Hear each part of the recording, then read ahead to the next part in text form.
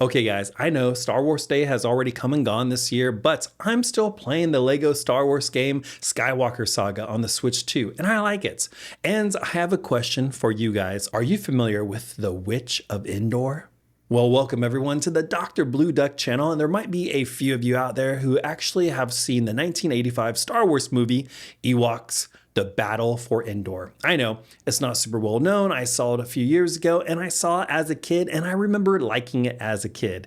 And it has this super cute little dude in it. How could you not like him?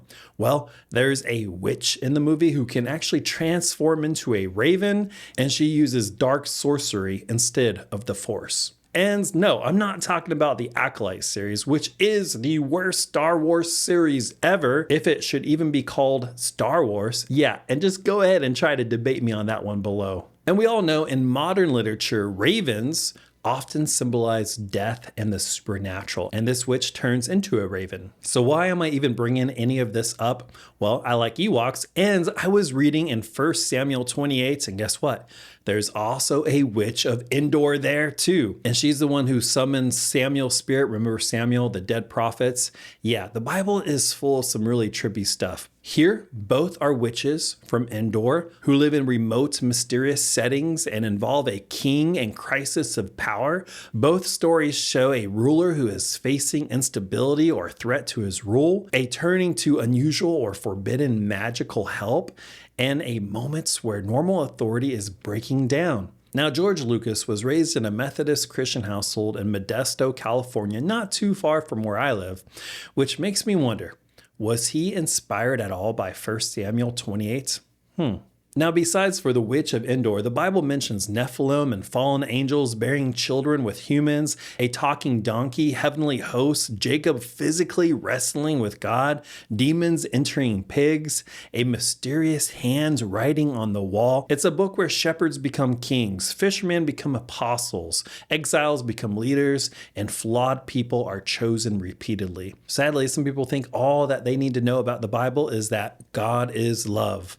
And although God is love, he's more than love. He's actually so much more than love. There's a good book by A.W. Tozer titled The Knowledge of the Holy, where Tozer talks about the many qualities of God's nature and character. Some of these key ones besides love are self-existence, wisdom, sovereignty, holiness, justice, righteousness, mercy, grace, faithfulness, truth, and goodness. And yes, there are more, but hey, I want to keep this video short. For me personally, I think it's pretty easy to believe in God. I mean, imagine finding a pocket watch in a forest and saying, wow, it's pretty amazing that rocks and stones tumbled around with the changing winds and somehow accidentally formed this pocket watch. Now, honestly, no one's going to say that. They would say something as intricate as a working pocket watch was designed and created and therefore requires a creator. But then things way more complicated and advanced than the common pocket watch, like our eyes, our brain, and the miracle of birth just somehow came about over millions of years by accidents. No plan, no designer, and no creator. No, I'm not buying this, and you're probably not buying it either. And seriously, I think it requires more faith to be an atheist than it does to actually be a believer in the one true God, a Christian.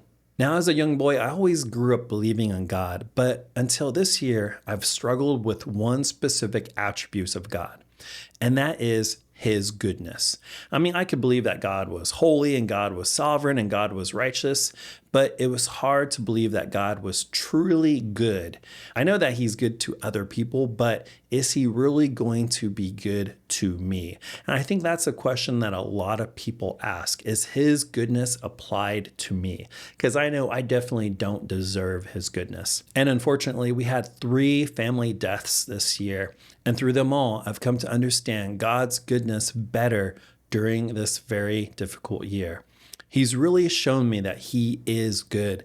Despite all the evil out there, despite the fallen nature of this world, despite our corrupted and failing bodies, I've come to see his goodness even more. You see, gaming dads, if there's one thing to teach others, it's that Jesus is our only hope. Not gaming, not social media, not riches or fame or health or success, not good deeds or self-help, not science or psychology or sociology or education. I really believe that we need to preach and teach Jesus because he is truly our only hope. Fellow gaming dads out there, yes, we have a lot on our plates. We are providers for our family, we are spiritual leaders, we are servants, and we have our own personal wants and desires as well. I mean, every once in a while, I want to sit down and play a good video game or watch a decent movie, which I don't know why it feels so hard to watch a decent movie these days. And honestly, we are tired. There's too much we should be doing and not enough time to rest. But with everything, let us remember what Jesus says in Matthew 11:28-30. Hey, this isn't just random Bible verses to throw into this video. This is an important one. Jesus says, "Come to me, all who labor and are heavy laden." Hey, that's us, right? And Jesus says, "And I will give you rest. Take my yoke upon you and learn from me, for I am gentle and lowly in heart, and you will find rest for your souls. For my yoke is easy and my burden is light."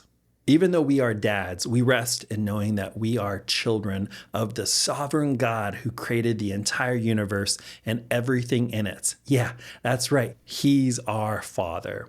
Wow. And that is some really good news. Well, my friends, be kind, use your minds, and game on.